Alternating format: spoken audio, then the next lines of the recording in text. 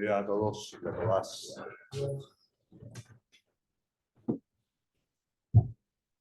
Yup. ¿Hay gente conectada? Sí. Sí. Tengo el móvil, si hay algo me lo pasa. Sí. Faltan 2 minutos. Vamos sobrados.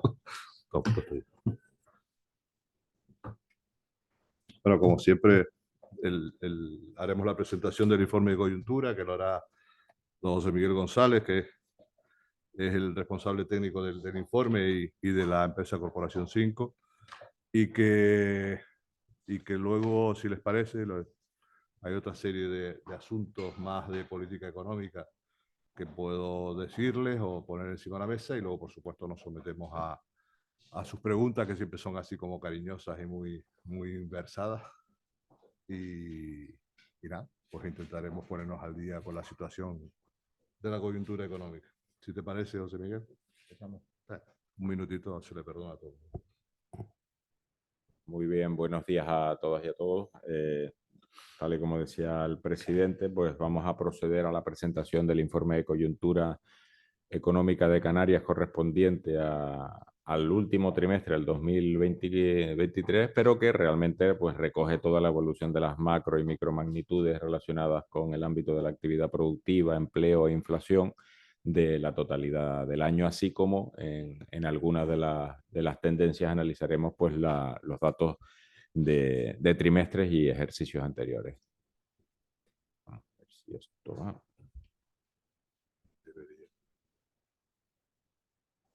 Ahora, bueno, como siempre empezamos por los indicadores de demanda y precios. Son indicadores que, como hemos dicho en otras ocasiones, adelantan o presencian lo que está sucediendo en el ciclo. Siempre utilizamos la energía eléctrica disponible desde la perspectiva del consumo, tanto de las economías domésticas como de la actividad productiva.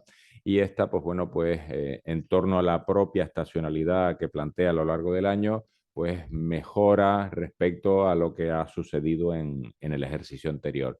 Obviamente ya se sobrepasa lo que sucedió en 2020. Lo que ocurre es que todavía pues estamos a las puertas ya de alcanzar a lo largo del presente ejercicio, en 2024, pues aquel mismo comportamiento que teníamos en una economía normalizada como era la que teníamos en 2019.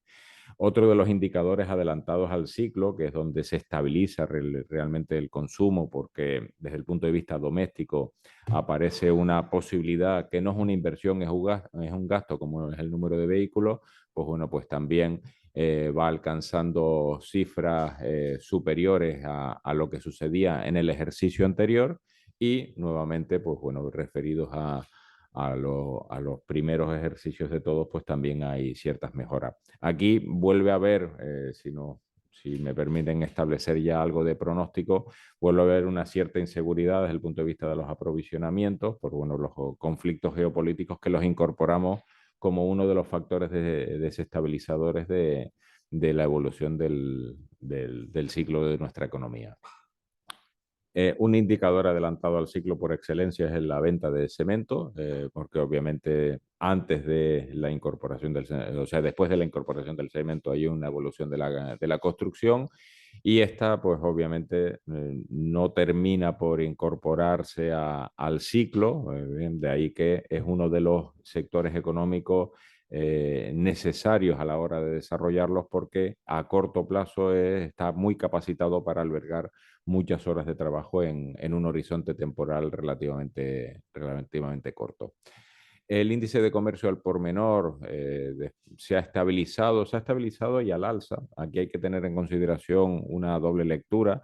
Más allá del consumo, llamémoslo así, de residentes en el ámbito del comercio al por menor, aparece también incorporado el consumo turístico. Es decir, tengamos en cuenta que gran parte de la evolución positiva del índice de comercio al por menor, relacionado con el resto de territorios nacionales, pues aparece ese comportamiento mejorable por parte del turismo que lo alimenta. Hecho que, desde el punto de vista de la ocupación y el empleo, pues también incorpora mejoras hasta la fecha. Vemos que El comercio, más allá de las restricciones a la movilidad de la población residente, también se vio muy afectado por la falta de movilidad de la población no residente, la población turística, y una vez que ésta se ha recuperado, pues bueno, pues vuelve nuevamente a elevar sus posibilidades de desarrollo. No obstante, es cierto que ha habido determinados tipos de desaceleraciones en el último momento porque, bueno, pues las dificultades para encontrar determinados tipos de perfiles de empleo en este sector, pues ha ocasionado que, bueno, el empleo supérstite se incremente, es lo que es su destreza, mientras que ha habido ciertos obstáculos al incremento cuantitativo de más horas de trabajo.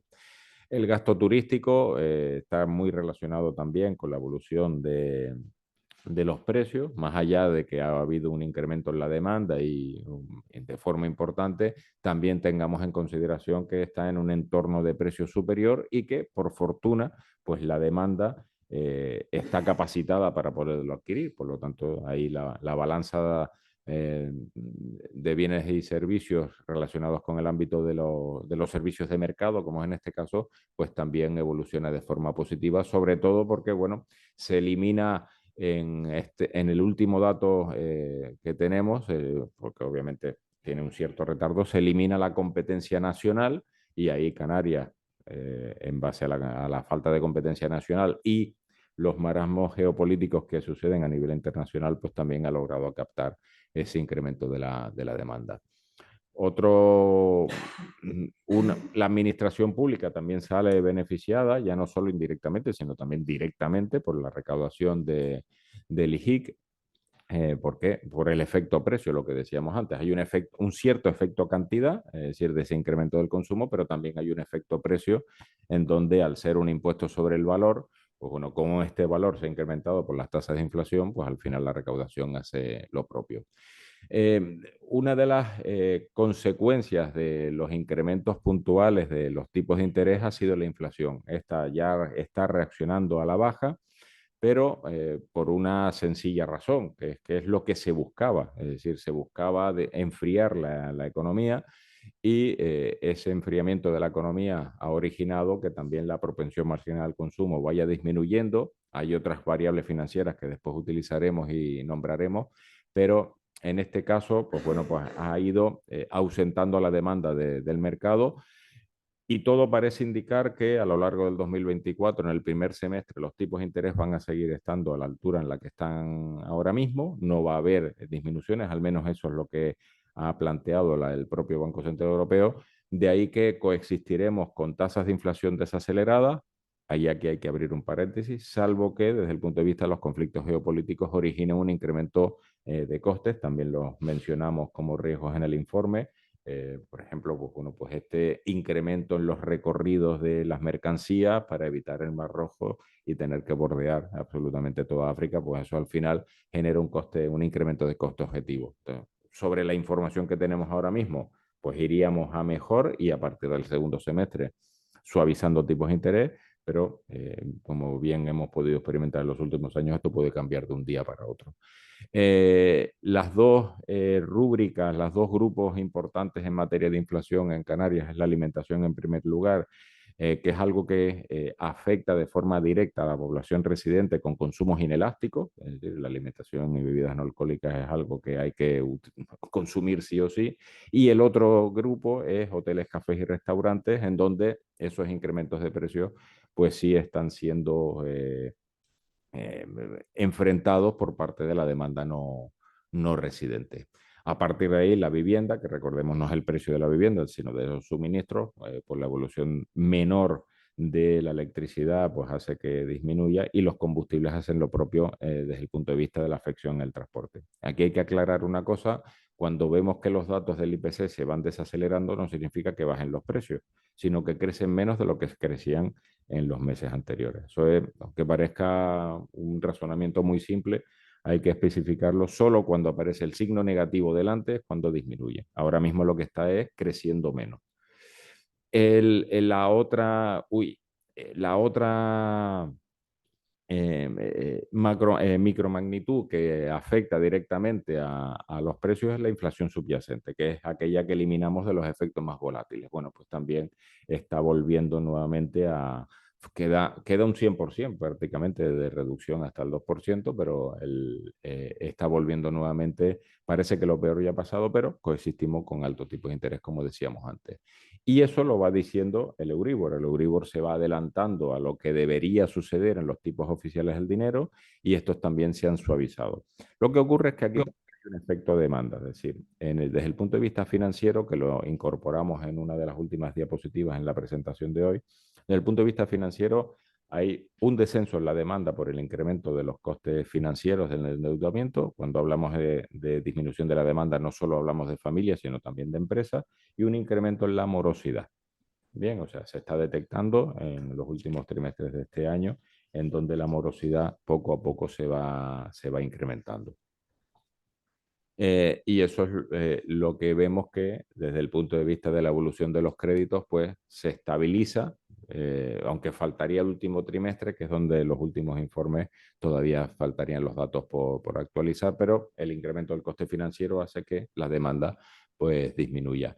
Mientras que los depósitos, aún sin estar plenamente remunerados en ese diferencial, sí es verdad que se ha incorporado un incremento, un inicio de incremento de los depósitos de ahorro a este respecto.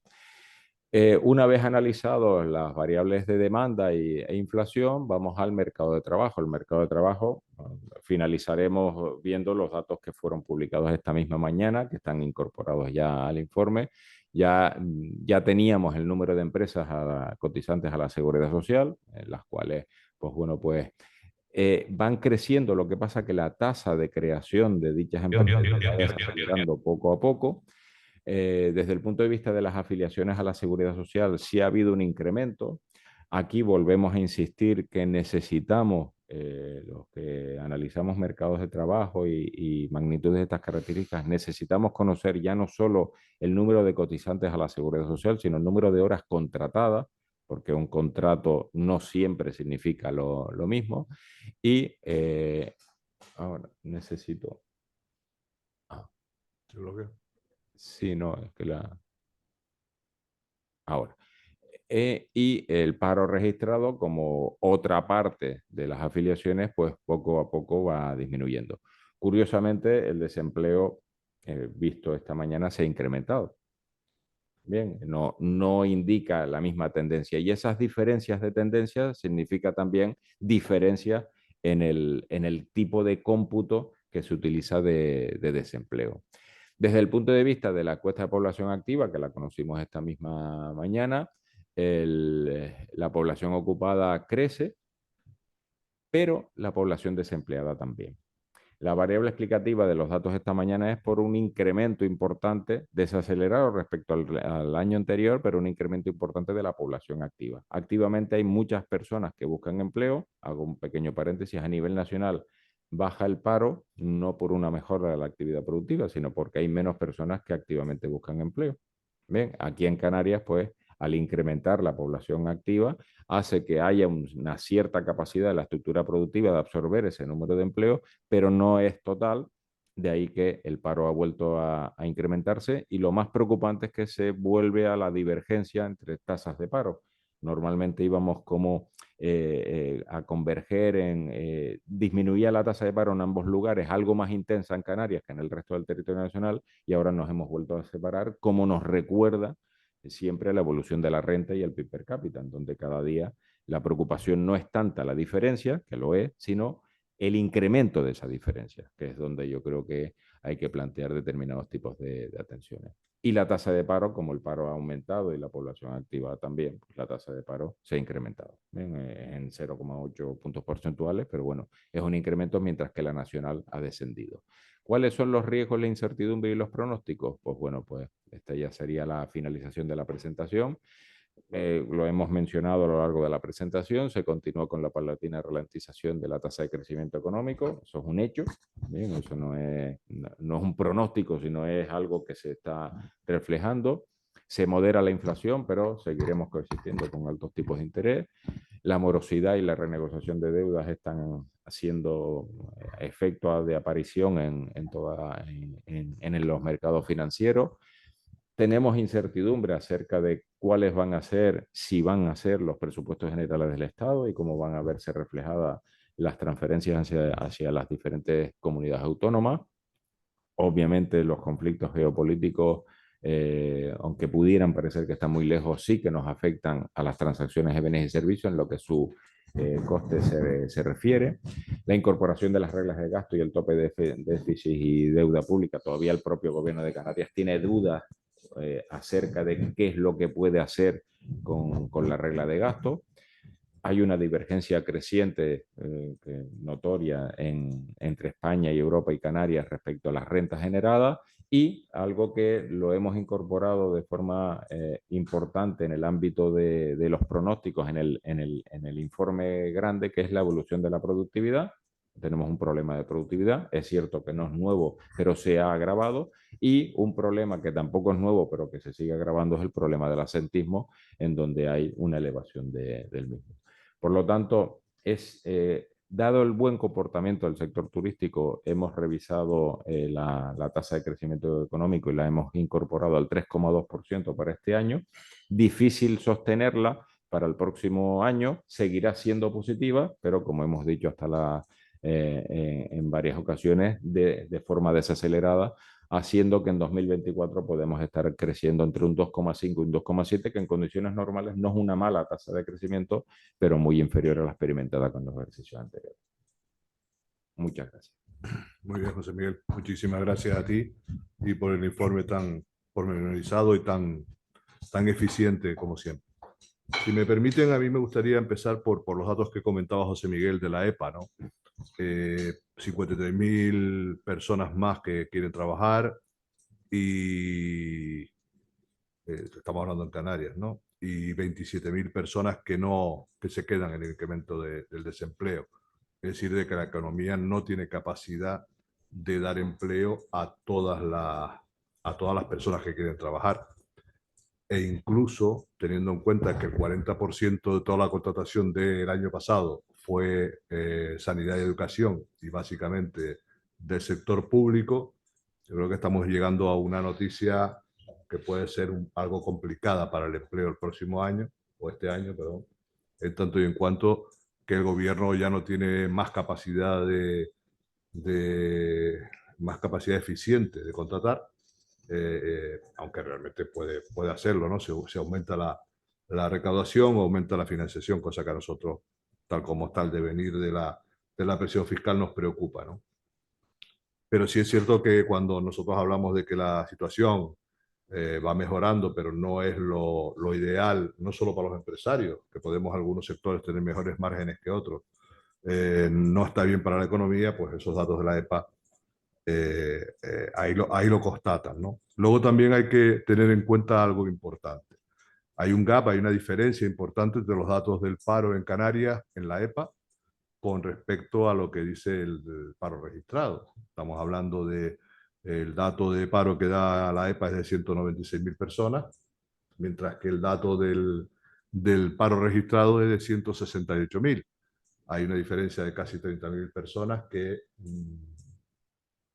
se sienten que no están trabajando, o realmente están en un cambio de empleo, o realmente están en una situación de, como saben ustedes, de fijo discontinuo cobrando el paro. Entonces, estadísticamente, no están trabajando, perdón, pero en la realidad la persona cuando le pregunta, pues te contesta que está en el paro.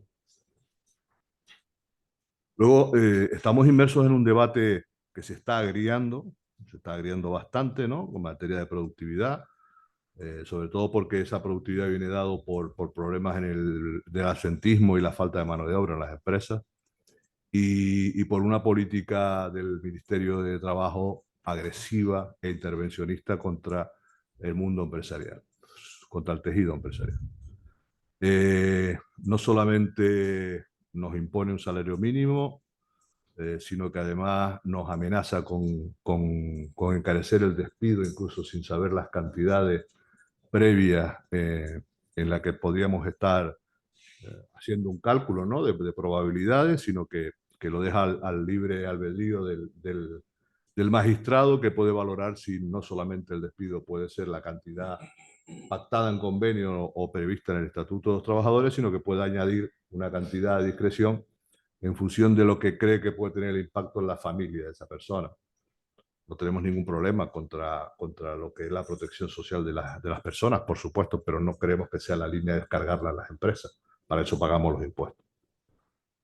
Luego no nos olvidemos, cuando hablamos de algunos sectores que se ponen de moda, que están ganando mucho dinero, como por ejemplo pasa con la banca o pasa con la industria eléctrica, o en estos momentos también con el debate de lo que pasa con el turismo, después de una temporada importante en cuanto a ocupación y a gasto, que los empresarios venimos de pasar una crisis muy grande, que es la crisis del COVID, y que en esa crisis no nos olvidemos que casi 4.000 millones de euros los solventamos a través de créditos ICO, que todavía hay que pagar y que además se han encarecido, aquellos que estaban referenciados, ¿no?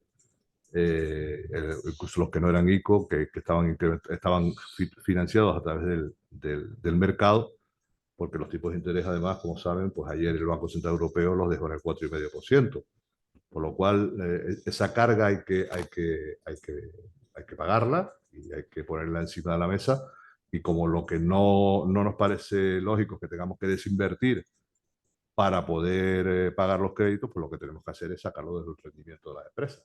Y en esa línea es la que estamos. Por lo cual, lo que pedimos es un poco es que, bueno, que nosotros nos dediquemos a trabajar y a crear riqueza y otros se dedican a distribuirla, que es lo que tienen que hacer, pero no debemos mezclar el agua y el aceite.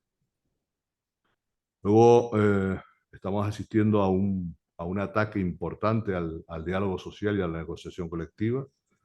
No lo entendemos, no pasa por nuestra forma de pensar ni nuestra forma de actuar, ni lo que hemos aportado a este país desde la transición, incluso antes, pero por ponerle una fecha, ¿no? Ayudando a recomponer este país después de una situación muy complicada y que parece que nos olvidamos, ¿no? De la importancia que tienen los acuerdos a la hora de apuntalar un país, apuntalar una economía. Nosotros estamos dispuestos a subir los salarios de los trabajadores, no tenemos problemas con eso. De hecho, todos los convenios colectivos sucesivos lo que han hecho es incrementar los salarios. Incluso proponemos, como saben ustedes, a los sindicatos incorporar pagas en función de la productividad o del cumplimiento de objetivos de las empresas. Pero el sindicato no quiere por una sencilla razón. Quieren y exigen que todas esas pagas que están en función de resultados, que son coyunturales, se consoliden en las nóminas. Entonces, claro, nosotros lo que no podemos hacer es, en un momento que nos viene bien y que podamos pagar más con mucho gusto y además con toda la conciencia social que podamos tener, pero cuando no se den esas circunstancias no tenemos por qué estar pagando esas cantidades, ¿no? Entonces hay que empezar a mirar las cosas. Si queremos hablar de realidades, hay que mirar que todas las monedas tienen dos caras, ¿no? Después también, cuando nosotros gestionamos nuestras empresas, no las gestionamos con los datos ciertos que tenemos de las ventas de cada día, y no las gestionamos el día después de haberlas tenido o haberlas cobrado, sino que trabajamos mucho con lo que son las perspectivas, ¿no? Y el Banco Central Europeo, manteniendo los tipos de interés al 4,5%, nos ha dado un serio mensaje. La crisis del Mar Rojo va a traer más inflación. Los sobrecostes del empleo van a generar más inflación. Y entonces no va a bajar los tipos de interés mientras las políticas que se estén haciendo y los problemas geopolíticos que se están dando no cambien y no se solucionen. Hay otro debate encima de la mesa importante, que es la reducción de la jornada laboral. Bueno, voy a celebrar algo antes de dar mi opinión o nuestra opinión sobre este debate, pero bueno, como han visto, la ministra de Trabajo ha tenido que dar un paso a un lado, diciendo que deja a los empresarios y a los sindicatos a que intenten llegar a un acuerdo, porque no debe intervenir. Vamos, no debe intervenir ahora, ni creemos que después.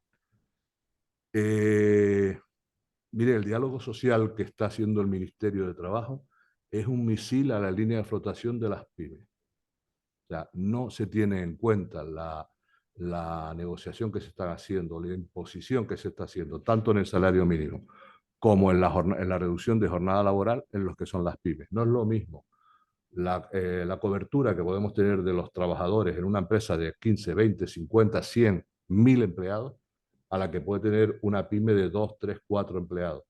Y no hay salvedad ninguna a la hora de imponer esas situaciones. Entonces tenemos que ser muy prudentes con esto. El 95% de las empresas que sostienen este país son de menos de 5 empleados. Cuando una persona le reduce su trabajo entre el asentismo y la reducción de jornada y se la reduce en un 10%, ese 10% tenemos que cubrirlo con otras personas, porque tenemos que dar servicio, tenemos que entregar bienes. Ya no quiero hablarles a ustedes de los problemas que podemos tener de contratación a la hora de buscar personas en algunos sectores, ¿no? Que también es otro de los debates que están encima de la mesa. Pero no nos pueden tirar a los leones, no nos pueden decir que tenemos que buscar empleo, que tenemos que dar empleo y que tenemos que crear riqueza y que después a la hora de la verdad se nos acuse de todos los problemas, ¿no? Como les decía antes, cuando el Banco Central Europeo cumpla con sus augurios de subida de la inflación, acuérdense que ya saben quién es el culpable de toda esa situación, o quién pretenderán que lo sea. Luego estamos metidos en una situación, está larvada, yo creo que está un poco callada con respecto a otros problemas que hay encima de la mesa, pero es el REF, ¿no? El régimen económico y fiscal de Canarias, pues languidece. Desgraciadamente, no ha tenido una actualización eficiente a lo largo del tiempo y ha dejado de ser competitiva. Ha dejado de ser competitiva dentro del Estado y ha dejado de ser competitiva en Europa. Nosotros le hemos pedido a este nuevo gobierno que tiene que trabajar en la línea de la recuperación de lo que es la competitividad del REF, tanto en incentivos económicos como en incentivos fiscales.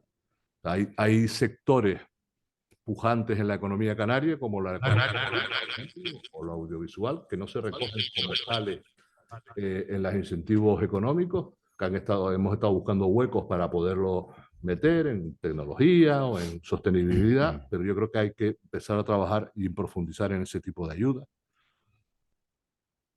Y en cuanto a las mejoras fiscales, y vuelvo a insistir con el problema de las pymes, miren, no es de recibo que una sociedad pague por el impuesto de sociedades y pueda acogerse a las deducciones del REF, tanto deducción por inversiones como de bienes corporales o por la reserva para inversiones, y pueda tener importantes deducciones fiscales, y que las pymes, que como decíamos antes son el 95% de las empresas que están en Canarias y que la mayoría pagan por módulos, o sea, pagan una cantidad fija por impuestos para no tener que estar calculando, llevando una contabilidad, etcétera, paguen los mismos módulos que en el resto de la península. No tiene lógica. Eso quiere decir que los incentivos del REF no están llegando a la economía real de Canarias. ¿Por qué? Porque el 95% de la actividad no puede beneficiarse de la parte fiscal del REF, ¿no? Y luego tenemos que vigilar, nosotros monitorizamos una serie de temas, ¿no? Y estos días nos hemos despertado con la noticia, primero de que hay 300.000, creo que son, contratados públicos más que nadie los conocía en la administración pública. Gracioso, muy gracioso, con toda la ironía del mundo, ¿no? Pero también del envejecimiento de los recursos humanos de la Comunidad Autónoma de Canarias. En los próximos 10 años, el 40% de los trabajadores públicos de Canarias se jubilan, públicos, ¿vale? Y yo no veo planes, no vemos planes de reposición de esos puestos de trabajo avanzados, cuando ya de por sí, como saben, uno de los problemas que tiene el gobierno para ejecutar los fondos europeos es que no tiene personal para hacerlo. Entonces ya no solamente va a tener problemas en educación y en sanidad, que es donde se van concentrando esas jubilaciones, sino que además en los nuevos que necesita tampoco los tiene. Y si nosotros estamos teniendo problemas en la contratación de personal, yo les garantizo que la administración pública también los va a tener. Luego hay en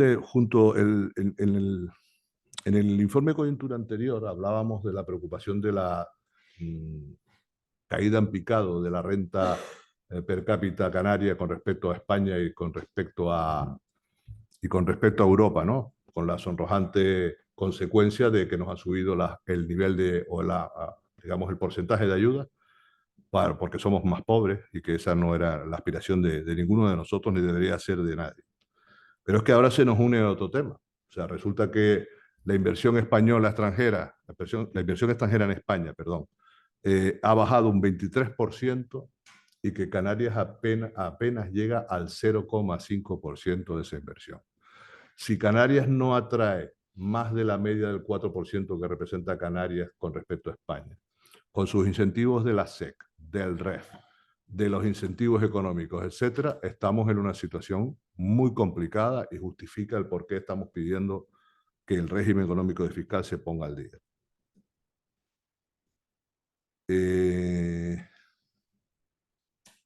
Bueno, le voy a dejar que ustedes me pregunten y tengo alguna cosita más, pero bueno, si no parece un monólogo y tampoco es cuestión de que ustedes vengan aquí solamente a escucharme a mí. ¿Pregunta?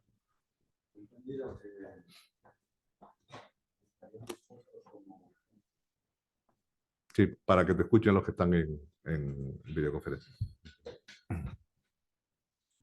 Pones en pantalla, Sandra, pones en pantalla las personas, las que están conectadas para ver si alguien levanta la mano o alguna cosa. Tú lo estás diciendo. Sí, me pareció entender Sí, que después de las sugerencias que han hecho, por ejemplo, Fernando Clavijo y el ministro Torres, de que es necesario elevar los salarios, me pareció entender que ustedes están dispuestos, pero siempre que no se consoliden esas subidas salariales y que estén vinculadas a la evolución económica. A la productividad de las empresas. A la productividad de las empresas. Nosotros estamos, o sea, la situación económica de Canarias es coyuntural. Acuérdese usted la bajada del sector turístico que tuvimos más importante en Canarias, que al final bajó el PIB un 20% en la época del COVID, y en el resto de España bajó un 10%, y tuvimos un impacto brutal. Entonces, lo que no podemos hacer es consolidar una situación cuando la economía de las empresas no lo pueden soportar. Hubo una importante ayuda a través de los ERTE y la financiación de los ERTE, y esa medida es lo que ayudó a que la gente no se fuera al paro para que luego pudiéramos recuperar a todo o una parte de esas personas. Pero yo creo que lo que tenemos que dejar de discutir y empezar a poner encima de la mesa como un hecho digamos, constante en la negociación colectiva es que los incrementos salariales tienen que venir no por el incremento de los precios solamente, sino que podemos trabajar en la línea de la productividad, porque además, fíjese usted, la productividad de Canarias es la peor de España y la productividad de Canarias no solamente es la privada, sino también es la pública.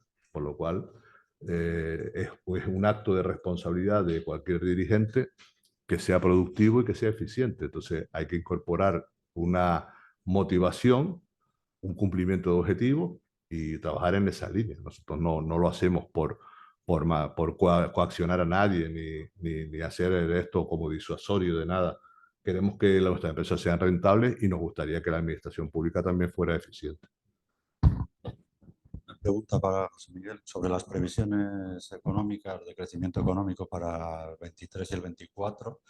Me gustaría que las pudiera poner en contexto con el crecimiento esperado en España y en Europa.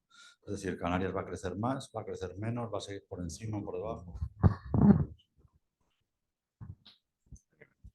No, en ese caso, Canarias, por la especialización productiva que tiene, va a ser más intensa porque basamos el crecimiento justamente en dicha especialización productiva, siempre y cuando, pues bueno, pues no haya un cambio de tendencia a nivel de la demanda exterior, pero vamos a estar por encima de la media. De hecho, es uno de los rasgos significativos. Cuando se crece más, pero cuando se cae más, justamente por la propia especialización productiva.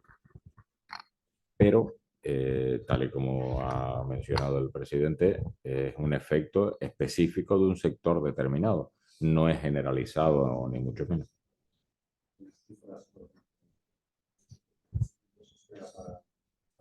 A nivel nacional, en torno al 1%.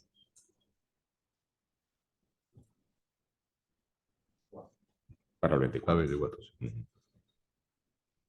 la de España será publicada el martes próximo. Contabilidad Nacional es donde publica ya, no es el definitivo, pero ahí ya podremos ver cuál ha sido la tasa de crecimiento de la economía española. ¿Alguna pregunta más? Volviendo un poco al tema de los salarios, y están publicados además precisamente estos días los datos de absentismo, Sí.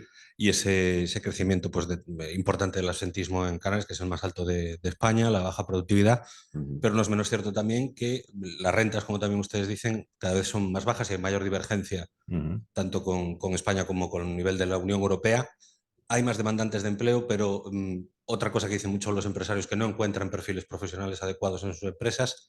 Quizás no hay, es decir, este cuasi monocultivo turístico que hay en Canarias no ayuda a que nuevos perfiles se incorporen a ese mercado laboral, y también el tema de que los bajos salarios no acompaña o no ayuda o no invita a incorporarse al mercado laboral.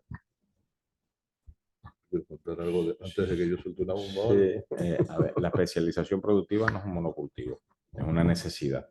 Y las economías fragmentadas y pequeñas, de pequeña dimensión, están especializadas. No solo Canarias, todas las islas del mundo. Entonces, claro, ¿eso puede ser un problema?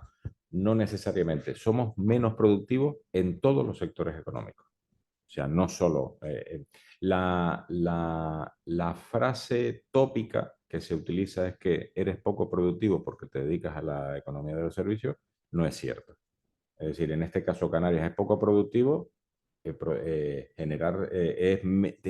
genera menos productividad en todos los sectores económicos. Segundo, el salario retribuye la productividad, no es al revés. Esa es otra de los tópicos que se suele utilizar, en donde dice, tienes bajos salarios, por lo tanto eres menos productivo. No, no, no. Eres menos productivo y por lo tanto tienes bajos salarios. Es decir, es al revés. Y al final, la incorporación de la mejora en rentas es porque Canarias ha perdido el diferencial fiscal del que disfrutaba, es una de las razones explicativas. Y segundo, porque el coste estructural de la economía canaria es más alto. Es más alto por el hecho de ser islas fragmentadas y alejadas del continente. Y ese hecho siempre se ha venido detectando en rentas, es decir, siempre has tenido una renta inferior a la media, has alcanzado en el 99 prácticamente el 100%, pero siempre has tenido los parámetros económicos y sociales algo inferiores. El problema ahora no es que tengan los parámetros económicos y sociales algo menores, es que la brecha se agranda.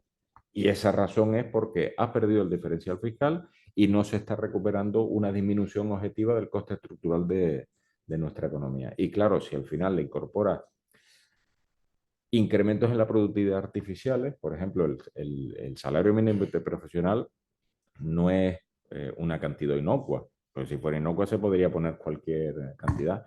Lo tienes que aparejar a la productividad y hurtar el debate de la negociación colectiva a la evolución de los salarios es hacer perder competitividad, y lo que puede significar ahora un incremento de un 5% en tu salario se puede convertir en un problema en un futuro cercano.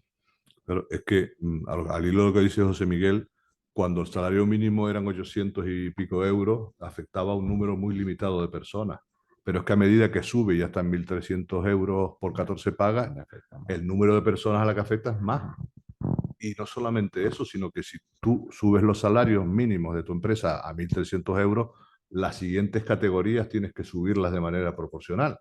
Porque si antes le pagabas 800 euros a un trabajador y 1.200 a su coordinador, si ahora cobran 1.300 el salario mínimo de la persona, el coordinador tiene que cobrar más. Entonces nos encarece todos los niveles de empleo de las empresas. Yo les voy a decir, hay un informe demoledor, un artículo, vamos a llamarlo así, demoledor del Financial Times. No sé si alguno de ustedes ha tenido ocasión de leerlo. Les hago un pequeño resumen, ¿no? Algo así que viene a decir, dice, en España en los últimos 4 años se han cerrado 51.000 empresas. Se ha incrementado la fiscalidad un 50%. Los impuestos arbitrarios de la banca y las eléctricas pasan a ser fijos, como lo decía ayer la ministra en el Congreso. La productividad es la más baja de la OCDE, con un menos 7,3%, frente al 11,8% en positivo de Alemania, por ejemplo, o al 8,9% del Reino Unido. Por otro lado, lideramos el paro, lideramos el absentismo de la Unión Europea. Hemos tenido una pérdida drástica de la renta frente a la Unión Europea. Y hemos pasado de ser la octava potencia mundial a la 15ª. Al Financial Times no es un escrito que se hace o un panfleto que se pone en las redes y lo lee quien quiere. Va dirigido a directivos, empresarios mundiales que toman parte de esos informes como parte de su informe de riesgo país a la hora de invertir en España. Si eso lo aparejan a lo que le decía antes del desplome de la inversión extranjera en España, tenemos un problema grave, ¿eh? Yo tenía una reflexión escrita aquí un poco para terminar, aunque si quieren alguna pregunta más la responderemos, pero nosotros no vamos a ser rehenes, ni mucho menos de la inseguridad jurídica que está generando este ministerio, este gobierno. Nosotros nos vamos a poner en la línea de la productividad y vamos a seguir trabajando en esa línea pese los palos que nos pongan en el camino.